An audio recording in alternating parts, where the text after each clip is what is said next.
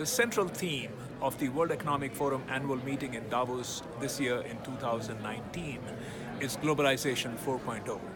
So what is Globalization 4.0? For me, it's a very interesting subject because I've been studying and writing about globalization for about 30 years.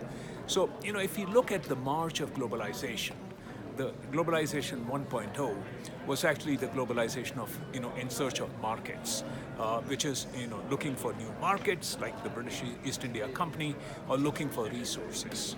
The second era, we can say, globalization 2.0, is what started around 1980, which is really outsourcing of manufacturing to Asia, to China. So that's, we can say, globalization of manufacturing added on as a second layer on the cake of globalization above globalization of markets.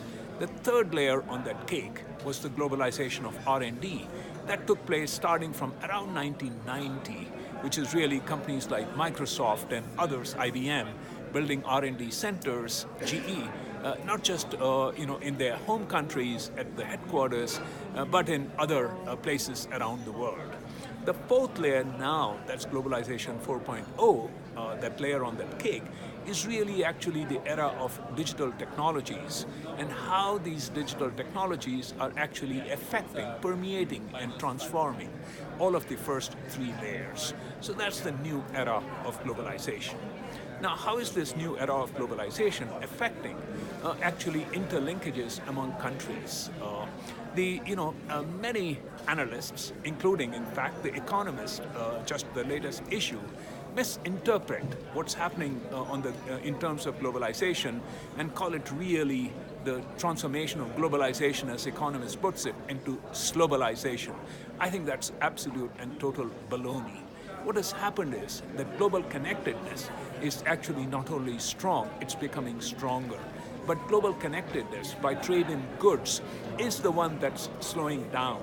But the increasing connectedness is by investment, by capital, by movement of know-how, by movement of data. So it's really connectedness by data rather than connectedness by goods, by trade in goods. In fact, McKinsey estimates that the economic value added to worldwide GDP by global trade in goods already in data is global flows of data already exceeds the economic value added by trade in goods. So actually, the last thing we should do is to bemoan the decline of trade in goods. And we should say globalization is dead, but that's the old globalization, long live globalization, and that is the new globalization. Examples of the new globalization, look at Tesla, for example. They're building a big gigafactory in China. So now you have not the export of Teslas from the US to China, even if in fact China were to eliminate all tariffs on the import of cars into China. It would not make sense for Tesla to be exporting cars from China. That would be trade in goods. Rather, it would be to build a gigafactory in China and to export data, export know-how, export technology, and then manufacture in China for China, because why would you want to incur $1,000 in shipping costs when it's completely unnecessary and makes you uncompetitive? Another example of the new era of globalization, think about Netflix or Amazon Video. And Game of Thrones. So when somebody in India or China downloads Game of Thrones, that's digital globalization.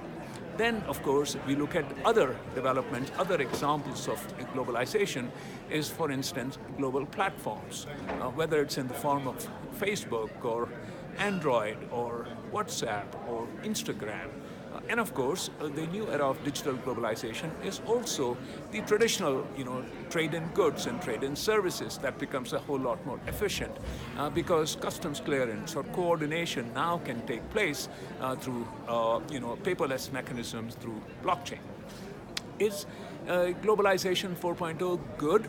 I think the answer for that depends very much on what countries we are talking about. Because, if we take the rich economies, in the rich economies you're talking about slow growth, and then what happens is that in the new era of globalization 4.0, the returns to knowledge and the returns to people who create that knowledge become very high. So you have superstar firms with superstar employees who are paid like crazy, but the returns to labor go down. And so that's, of course, in the rich economies, it leads to creating increasing inequality. And we all know why that is pretty nasty in many ways.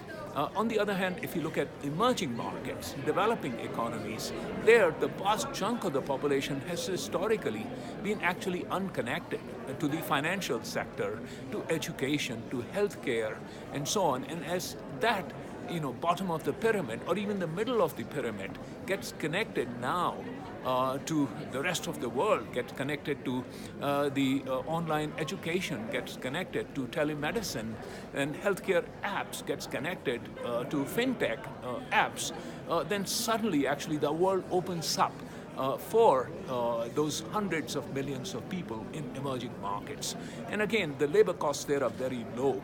So therefore, it will be quite some time before AI can begin to substitute in a big way for what labor can do. So I think, on the whole, the Globalization 4.0, it's a net plus for the global economy because, hey, 80% of the world population lives in emerging markets and 40% of the world's GDP is in emerging markets. But at the same time, Globalization 4.0 is not necessarily good for all countries, and it's particularly, let's say, important and with pluses and minuses for different segments of society, for the rich economies, that every one of us has to watch out for and try to do something to counter the nasty effects.